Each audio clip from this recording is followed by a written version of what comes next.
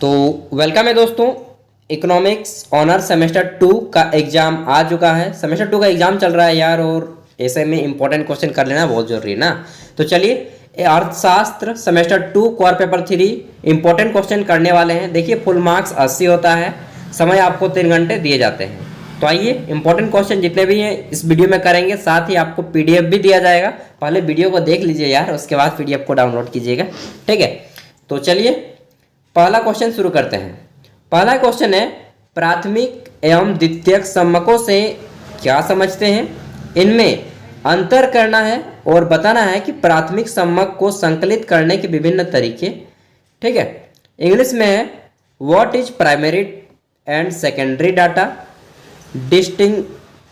डिस्टिंग्स between them and explain various method of collecting primary data.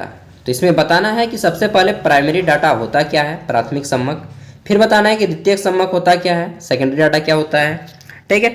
फिर इनके बीच में अंतर बताना है, और फिर बताना है कि इनके जो एकत्रित करना यानी इनके संकलन करना, उसके कौन कौन से तरीके हैं, ठीक है।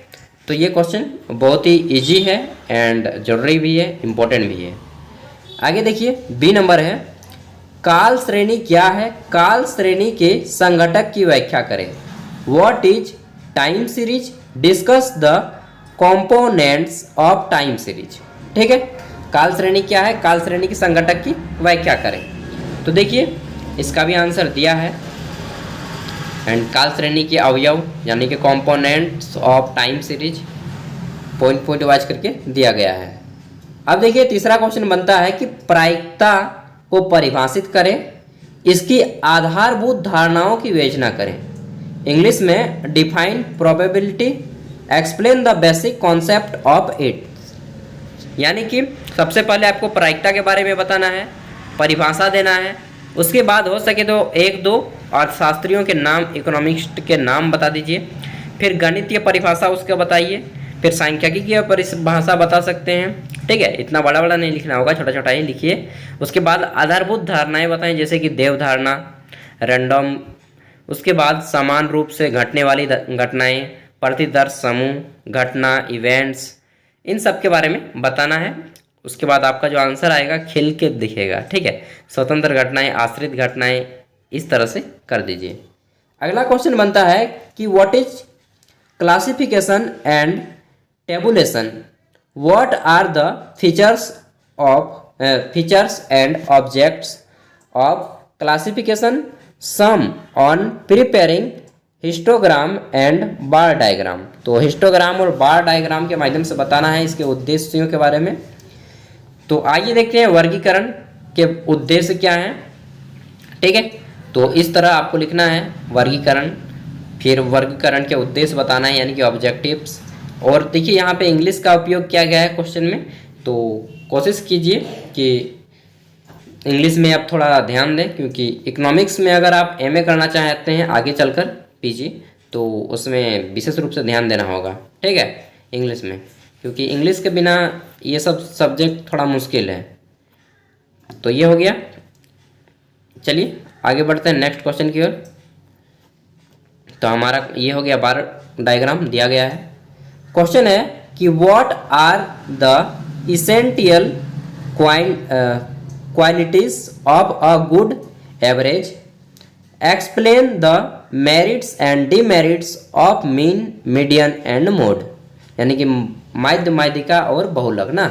Calculate mean, median and mode from the following data. तो यहाँ पे डाटा दिया गया है, आपको माध्य, माध्यिका और बहुलक तीनों ज्ञात करना है, ठीक है। यहाँ पे देखिए सब कुछ बनाया गया है। मैं कहता हूँ कि आप लोग घर में एक बार बना लीजिए, एक बार पढ़ लीजिए, फिर एक बार बना लीजिए, ठीक है। उसके बाद फिर से जब सुबह उठें तो सबसे पहले एक बार पढ़ लीजिए। सच बता रहा हूँ, आपका जो है माइंड में जरूर इसका 50% तो जरूर घुस ही जाएगा। एंड जब माइंड में 50% घुस जाएगा ना, तो आप लोग इजीली 70-80% लिख लेते हैं।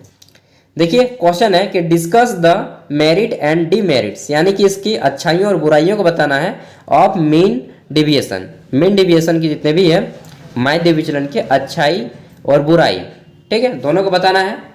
इसके लाभ और हानि के, एंड स्टैंडर्ड डिविएशन, और स्टैंडर्ड डिविएशन का भी, और फिर बताना है कि calculate mean deviation and standard deviation from the following data, और माध्य विचलन इन सभी का कैलकुलेट भी करना है। तो चलिए देखिए यहाँ पे डाटा दिया गया है, आप डाटा को पढ़ लीजिए, और सूत्र भी दिया गया है, सब कुछ बना के दिया गया है यार, आपको केवल पढ़ना है ना। लेकिन पढ़ने में भी दिक्कत होता है, लेकिन थोड़ा तो मेहनत करना पड़ेगा ना दोस्त, बिना मेहनत के कुछ नहीं होगा, क्योंकि दुनिया कर्म सिद्धांत पे चलती है। क्वेश्चन है explain the concept of regression, calculate regression line from the following data. तो रिग्रेशन लाइन देखिए, एक मिनट मेरा नल खुला है यार,